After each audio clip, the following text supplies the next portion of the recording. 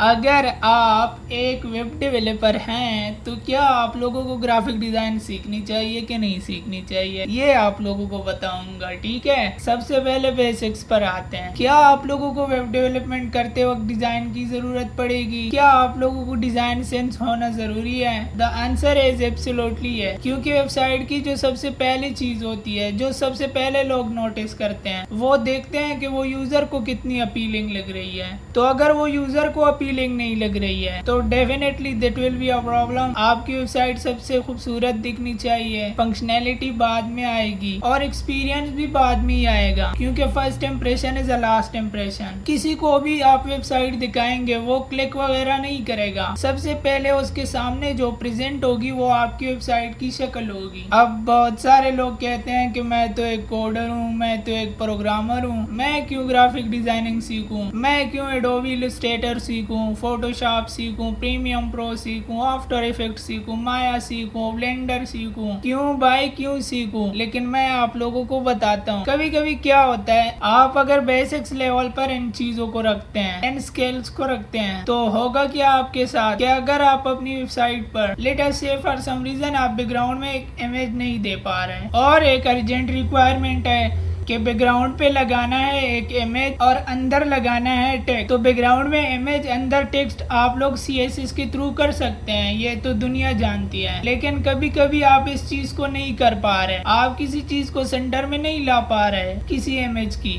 वहाँ पर आपके काम आने वाली है फोटोशॉप, इलस्ट्रेटर। मैं आप लोगों को ये सब चीजें एक्सपीरियंस से बता रहा हूँ। अगर आप एक बिगिनर वेब डेवलपर है तो आप लोगों को ये चीजें बहुत काम आएंगी। अगर आप एक एक्सपर्ट डेवलपर हैं तो आप लोगों को ये चीज इस तरह लगेगी कि ये क्या कह रहा हूँ, बट मैं आप लोगों को एक्सपीरियंस से बता रहा हूँ कि अगर आप एक बिगिनर हैं तो कभी कभी कुछ चीजें नहीं होती, वो आपके घंटों छीन लेती हैं, और अगर आपको बेसिक एडिटिंग स्किल आती है तो आपकी बहुत ज्यादा हेल्प हो जाती है। अब मैं आप लोगों को बताता हूँ कि डिजाइनिंग जो होता है और जो कोड होता है वो डिफरेंस होते हैं। अगर आपने HTML अच्छे से सीख ली, CSS अच्छी सी सीख ली और जावास्क्रिप्ट भी अच्छी सी सीख ली, इतनी अच्छी सी सीख ली कि किसी और की HTML, CSS और जावास्क्रिप्ट आपसे अच्छी है ही नहीं, तब पता है क्या होगा? अगर आपको मैं बैठा दूं वेबसाइट बनाने के लिए, तब पता है आपकी वेबसाइट शायद सबसे अच्छी नहीं दिखेगी, और उसका एक रीजन है, और बहुत ही क्लियर कट रीजन है। रीजन ये है कि जो डिजाइनिंग होती है वो एक अलग चीज होती है,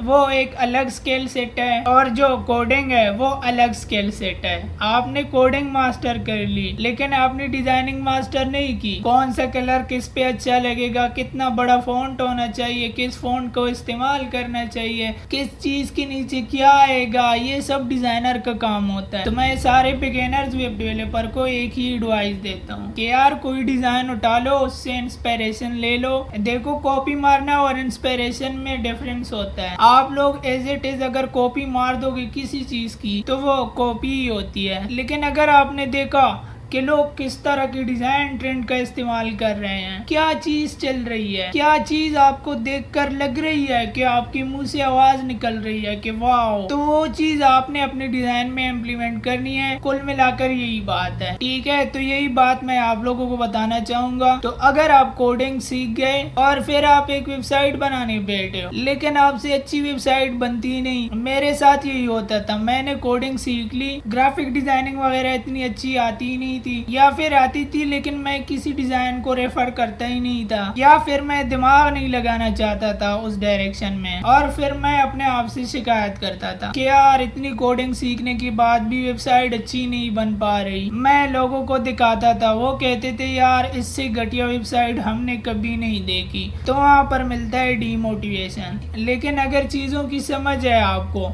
कि मैंने तो सीखी है कोडिंग, डिजाइनिंग में मैं अभी शायद 100 में से 60 हूँ और कोडिंग में मैं 100 में से 90 हूँ, तो वहाँ पर आपको पता है कि क्या चीज आपको इम्प्रूव करनी है। तो अगर आप लोग खुद से अपने दिमाग से डिजाइन बनाओगे तो शायद उतनी क्लियर कट चीजें आप लोगों से ना हो, लेकिन अगर आप एक डिजाइन को रेफर करती हुई कोडिंग करोगे तो आप अगर 100% उस डिजाइन को कॉपी ना कर पाओ तो 80% तो कहीं ना कहीं उससे इंस्पिरेशन लेके एक अच्छी डिजाइन बना लोगे। ये एक ऐसी चीज है जिसको समझने में मुझे पर्सनली बहुत टाइम लग गया था। आप लोगों को मैंने एक ही सेंटेंस में बता दिया। अब एक और चीज आती आती है कि अगर आपके पास ऑलरेडी जॉब है, आपके पास एक बहुत अच्छी जॉब है, आपके पास जॉब की सिक्योरिटी भी है, तब आप अपने आप से ये सवाल पूछो कि आप जिस जॉब में हो वहाँ पर एक टीम मौजूद है ग्राफिक डिजाइनिंग की। अगर वहाँ पर मौजूद है तो आप फोकस करो अपनी कोडिंग स्किल पर, आप उसका काम जो है उस पर छोड़ दो और आप फोकस करो अपनी कोडिंग स्किल में। आपने फ्रंट एंड सीखा है, बैक एंड कच्चा है, बैक एंड सीखो। आपने बैक एंड सीखा है तो डेटाबेस पक्का करो, इस डायरेक्शन में मूव करो, ना कि आप ग्राफिक डिजाइनर बनने की कोशिश करो, ठीक है? क्योंकि आपके पास ऑलरेडी ग्राफिक डिजाइनर है, आप कितना भी अच्छा डिजाइन बना लो, शायद वो बंदा जो कि फुल टाइम इसको कर रहा है वो आपसे अच्छा करेगा और वो आपको बता देगा कि आपका डिजाइन क्यों बुरा है। और आपने जितना भी टाइम लेके डिजाइन बनाया है वो आपको कभी न कभी निकाल के दे ही देगा। आपको उसके साथ बैठकर उसको खुश रखती हुई आगे बढ़ना है, क्योंकि वो है ग्राफिक डिजाइनर और आप हैं वेब डेवलपर। लेकिन टीम अगर एक मौजूद भी है, आपको उस पे डिपेंडेंट नहीं रहना। आपको कम से कम इतना आना चाहिए कि अगर यार मुझे फोटो बनानी है, उसके सेंटर में मुझे टेक्स्ट लिखना है और उसके इधर लेफ्ट साइड में और राइट साइड में मुझे कुछ इमेजेस लगाने हैं तो मैं कर पाऊँ, इस लायक आपको रहना, ठीक है? क्योंकि एक बेसिक लेवल पर आपको ये स्किल जरूर आनी चाहिए, आपकी फील्ड से रिलेटेड है। अब मैं आ जाता हूँ अपने क्वेश्चन पे कि क्या सीखनी चाहिए या नहीं सीखनी चाहिए। द आंसर है कि एक बेसिक लेवल पर सबको सीखनी चाहिए, बट कितनी सीखनी चाहिए डिपेंड समवन कि आप किस सेटिंग में हो। जैसा कि मैंने बताया कि अगर आपके पास ऑलरेडी डिजाइनर मौजूद है तो शायद उतना फोकस मत करो, लेकिन अभी डिजाइनर मौजूद नहीं है, आप फ्रीलांसर हो, आप ही को सब कुछ करना है, तो आपको अपनी डिजाइन स्किल्स को इम्प्रूव करना पड़ेगा और डिजाइन को रेफर कर करके प्रैक्टिस करनी पड़ेगी डिजाइन बनाने की। और ग्राफिक डिजाइनर भी आपको कोई CSS नहीं करने देने वाला, वो आप लोगों को सिर्फ बताएगा कि भाई ये डिजाइन है, इसको बनाओ HTML CSS और जावास्क्रिप्ट में, कोड आपको ही लिखनी है। उल्टा वो तो आपकी गलतियां निकालेगा कि मैंने इतना बड़ा रखा था, तुमने इतना बड़ा कर दिया, ठीक है? तो वो कौन कौन से स्किल है जो आपको बेसिक्स लेवल में सीखनी चाहिए। जब मैं कहता हूँ बेसिक्स लेवल तो वो कौन कौन सी स्किल है जिनकी मैं बात कर रहा हूँ। सबसे पहले तो मैंने कहा कि एक इमेज के अंदर अगर आपको टेक्स्ट को बंद करना है तो वो आप कर सको। Number 2,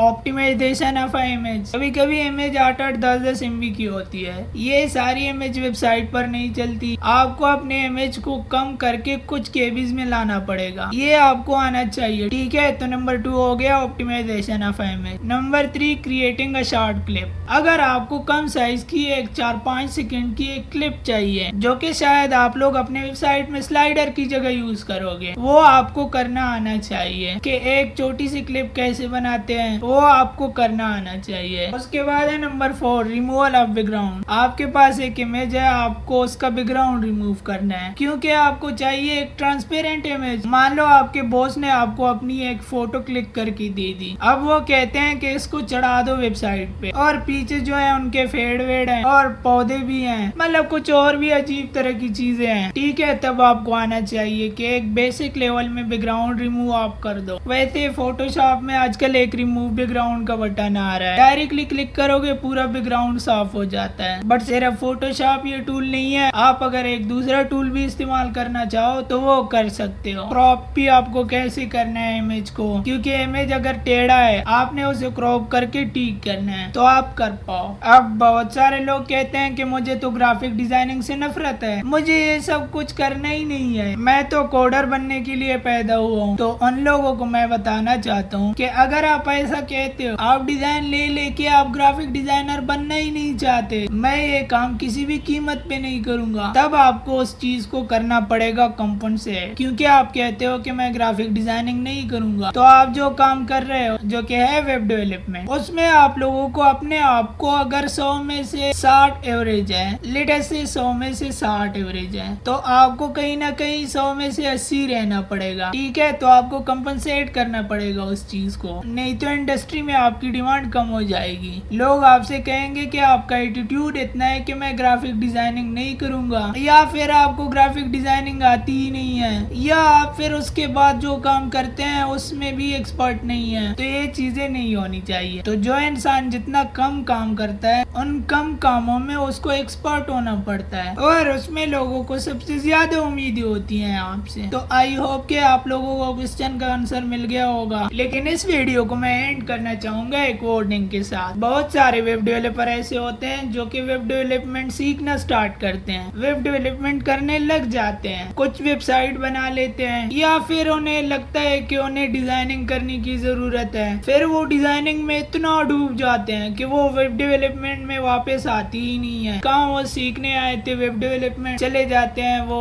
Photoshop, Illustrator, premium pro, माया, ब्लेंडर, पता नहीं कहाँ। मैं ये नहीं कह रहा कि ये सब सीखना गलत है, मैं बस इतना कह रहा हूँ कि अगर आप अपने पास से भटकेंगे तो ना यहाँ के रहोगे ना वहाँ के रहोगे। आपको अपना मेजर कैरियर पाथ चूज करना है और उसको चूज करके उसको स्टिक करना है। अब उसमें क्या क्या रिसोर्सेज लगेंगी वो आप लोग उनकी समझ रखते हो, उसको सीखते हुए उस कैरियर पाथ को आगे लेकर जाना है। I hope that make sense. अभी के लिए इस वीडियो में इतना ही गाइस।